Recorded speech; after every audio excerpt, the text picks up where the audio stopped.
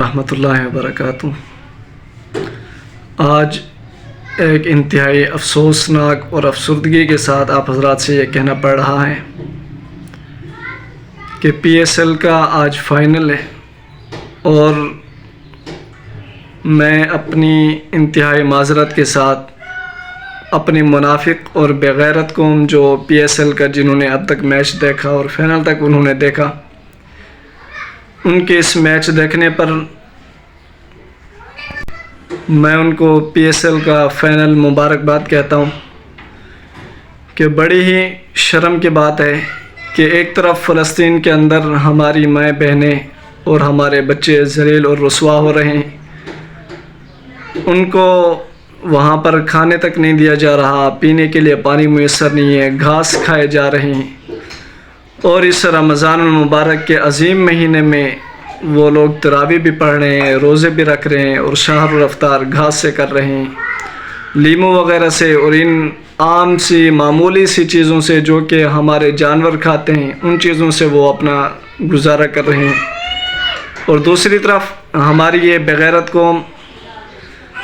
P S L match دیکھنے سے فارغ ہی نہیں ہوئی۔ رمضان جیسے عظیم مہینے میں بھی انہوں نے اس پی ایس ایل کو نہیں چھوڑا۔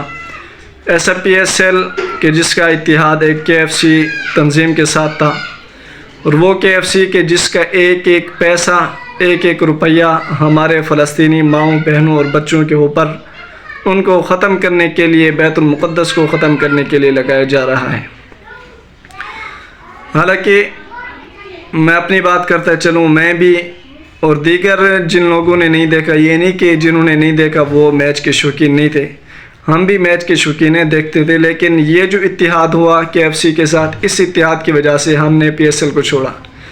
اور اس کے چھوڑنے کی وجہ سے نہ تو ہماری جسامت میں کوئی کمزوری آئی، نہ تو ہماری ذہن میں کوئی کمزوری آئی، اور نہ ہی ہمارا کسی قسم کا کوئی اور مسئلہ ہوا۔ الحمدللہ جس طرح پہرے تھے نہ دیکھنے کے بعد بھی الحمدللہ اسی طرح ہیں۔ اور جن لوگوں نے پی ایس ایل دیکھا ان سے میں پوچھنا چاہتا ہوں کہ ان کے اندر کس چیز کا اضافہ ہوا ہے؟ اگر پی ایس ایل نہ دیکھتے تو کیا یہ لوگ زندہ نہ رہتے؟ اگر پی ایس ایل نہ دیکھتے ان کی جسامت کم ہو جاتی، اگر پی ایس ایل نہ دیکھتے تو ان کو کوئی اور بیماری لاحق ہو جاتی۔ بڑے افسوس کی بات ہے، بغیرتی کی ایک حد ہوتی ہے، لیکن اس قوم نے اس حد کو بھی کراس کر لیا۔ آج خدا نہ خواستہ ہمارے ملک پر ایسا وقت آ جائے کہ ہماری مائیں بہنیں ذلیل ہوں، یہاں پر کسی ایک کی ماں پر ہاتھ اٹھتا ہے تو قوم بولنے کے لیے تیار ہو جاتی ہے۔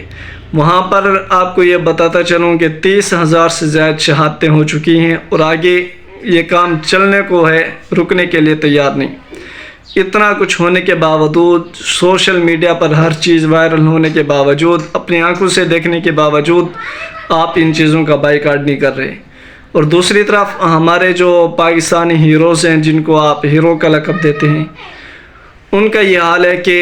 دیگر کاموں میں تو وہ بڑھ چڑھ کے حصہ لیتے ہیں، لیکن جہاں پر فلسطین کی بات آتی ہے تو وہ فلسطین کا نام نہیں لیتے۔ آج تک انہوں نے کوئی جھنڈا فلسطین کا میدان میں نہیں لہرایا، میچ کے دوران کوئی وردی انہوں نے فلسطین کی نہیں پہنی۔ وہاں پر اگر نسیم شاہ کی بات کی جائے تو اس سے کہا گیا کہ آپ فلسطین کے حق میں کیوں نہیں بولتے، تو انہوں نے کہا کہ ہم ان چیزوں کو میچ سے علیحدہ رکھتے ہیں، یعنی میچ کے اندر ان چیزوں کا دخل نہیں دیتے۔ اور اس سے آگے بڑی افسوس کی بات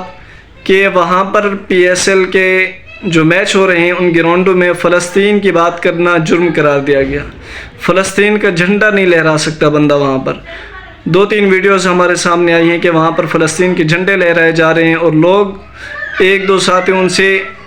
ہاتھ جھپٹی کر کے ان سے جھنڈے کھینچ رہے ہیں۔ لوگوں نے فلسطین کے لیے نعرہ بازی شروع کی تو ان کو تماچے مارے جا رہے ہیں، ان کو روکا جا رہے ہیں۔ اتنا کچھ کرنے کے باوجود جب ہمارے یہ کرکٹر ان فلسطین کے حق میں نہیں ہیں تو باقی لوگ کیا ہوں گے؟ تو اس پی ایس ایل کو دیکھنے کے لیے بڑی افسردگی کے ساتھ ان بغیرت قوم کو میری طرف سے مبارکباد۔ والسلام علیکم۔